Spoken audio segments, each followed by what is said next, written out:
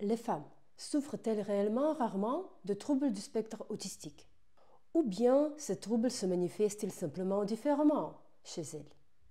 En réalité, c'est un problème très sérieux. Selon les recherches récentes, le trouble du spectre autistique, TSA, est légèrement moins répandu chez les femmes que chez les hommes. Cependant, en raison d'un ensemble de facteurs, les femmes sont beaucoup moins souvent diagnostiquées et ne reçoivent pas le soutien ni l'aide dont elles ont besoin. Et dans cette vidéo, je voudrais parler des problèmes liés au diagnostic de l'autisme chez les femmes. Les femmes sont-elles vraiment génétiquement protégées contre les TSA? Quels sont les symptômes chez elles lorsqu'un TSA est présent? Et quels défis rencontrent les femmes non diagnostiquées? Mais avant de commencer, j'aimerais dire quelques mots sur moi. Je m'appelle Liana, j'ai des origines slaves, mais il se trouve que je vis actuellement en France. J'ai 34 ans et j'ai reçu mes diagnostics d'autisme et de TDAH il y a seulement quelques années, en tant qu'adulte. En raison de mes diagnostics et étant donné que j'ai aussi des troubles de l'humeur, l'adaptation ici en France est très difficile pour moi. Même si cela fait déjà plus de 2 ans que je vis ici, je me suis à peine adaptée. La seule chose qui m'aide à tenir le coup, ce sont mes 2 intérêts spéciaux, le crossfit et la neurodivergence. En ce qui concerne ce dernier, cela fait plus d'1 an que je tiens un blog sur TikTok, ainsi que des chaînes ici sur YouTube et Telegram.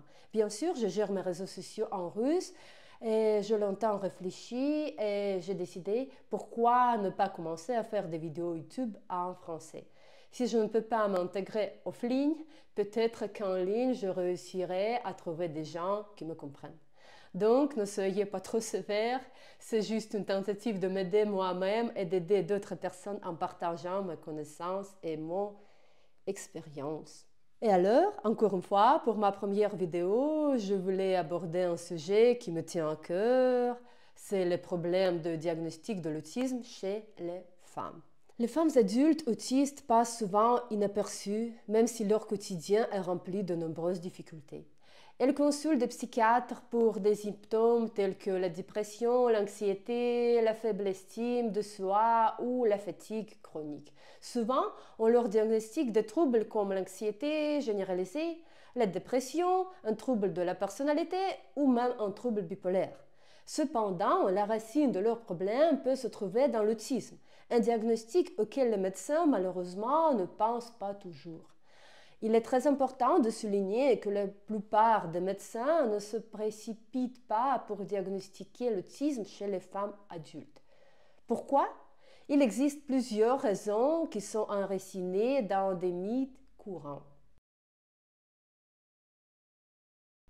Et quels sont les mythes qui compliquent le diagnostic? Premièrement, c'est que l'autisme est une maladie de l'enfance. Ce mythe a constitué un énorme obstacle au diagnostic chez les adultes. L'autisme n'est pas une maladie qu'on peut surmonter. C'est une condition innée qui reste avec la personne toute sa vie. Dans l'enfance, les traits autistiques peuvent être plus visibles, mais à l'âge adulte, ils se transforment. Au lieu de problèmes de jeu et de communication chez l'enfant, l'adulte fait face à des difficultés dans l'établissement de relations, l'épuisement dû à un stress excessif, une anxiété constante ou le sentiment de ne pas correspondre au monde extérieur. Si le diagnostic n'a pas été posé pendant l'enfance, l'adulte continue de faire face à des problèmes, mais il reçoit des étiquettes comme trop sensible, introverti ou étrange. Deuxième préjudice, c'est que l'autisme est une condition masculine.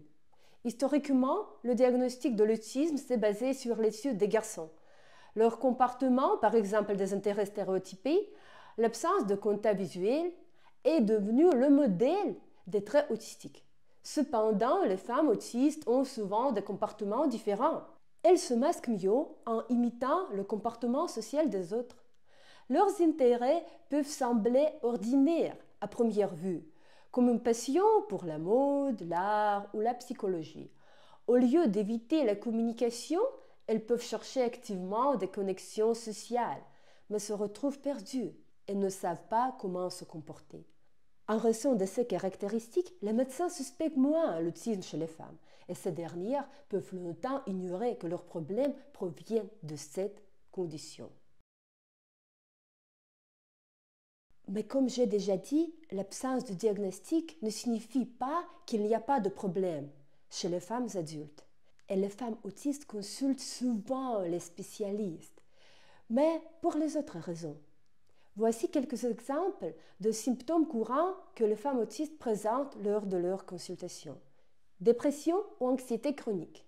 Le sentiment de ne pas être à la hauteur ou d'avoir quelque chose qui ne va pas les accompagne souvent tout au long de leur vie. Difficultés de communication et de relations. Beaucoup disent qu'elles sont mal comprises ou qu'elles se sentent isolées, même dans des relations proches.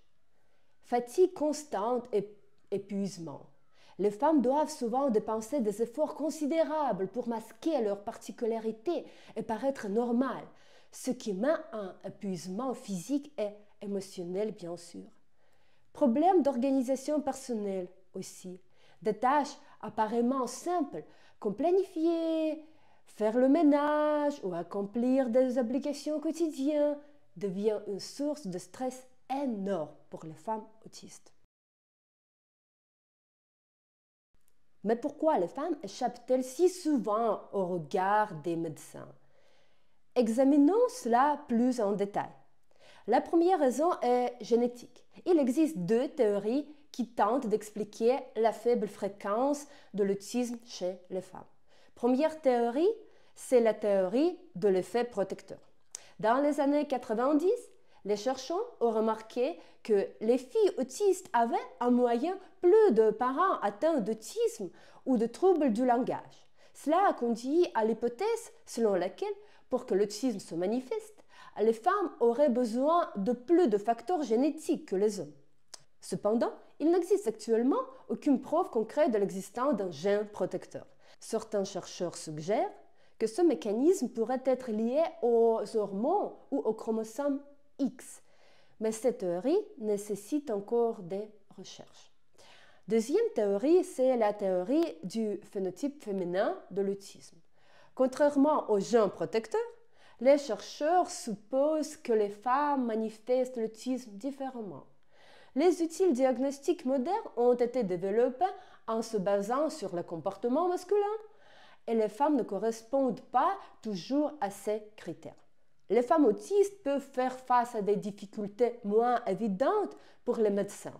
Parfois, elles peuvent recevoir un mauvais diagnostic, comme j'ai déjà dit, comme un trouble anxieux ou bipolaire, tout en ayant un autisme non reconnu.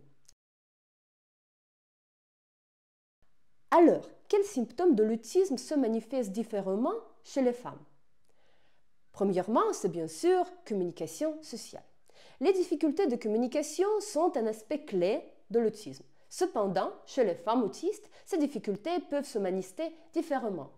Les femmes sont généralement plus motivées à établir des relations amicales, mais ont des problèmes pour maintenir ces relations à long terme. Les femmes autistes rencontrent également souvent des difficultés à résoudre les conflits. Deuxièmement, ses intérêts spéciaux. Une autre caractéristique intéressante de l'autisme féminin est les intérêts spéciaux. Chez les femmes autistes, ces intérêts peuvent être moins marqués que chez les hommes et souvent liés à des sujets considérés comme plus acceptables. Par exemple, les animaux, la psychologie ou les personnages fictifs. Cela peut entraîner une sous-estimation de l'intensité de leurs intérêts et réduire les chances d'un diagnostic. Troisièmement, c'est comportement intériorisé. Les femmes autistes présentent souvent des troubles intériorisés, tels que l'anxiété ou la dépression, ce qui peut masquer l'autisme. Ces problèmes sont généralement moins visibles pour les autres que chez les hommes, avec des troubles extériorisés, rendant le diagnostic de l'autisme plus difficile chez les femmes. Et quatrième facteur, c'est camouflage ou masking en anglais. Le masking est lorsqu'une personne autiste essaie consciemment ou inconsciemment de cacher ses particularités comportementales pour se conformer aux normes sociales. Alors, j'ai décrit les 4 facteurs principaux qui font le diagnostic des femmes autistes plus compliqué.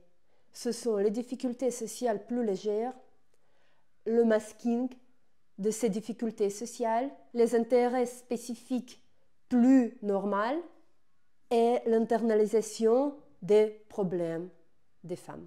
Mais ces 4 facteurs ne sont pas exhaustifs.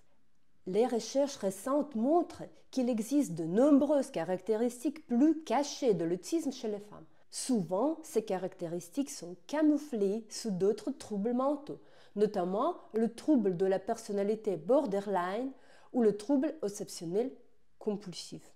Alors, merci pour votre attention.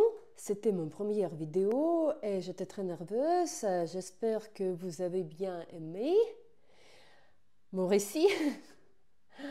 Merci.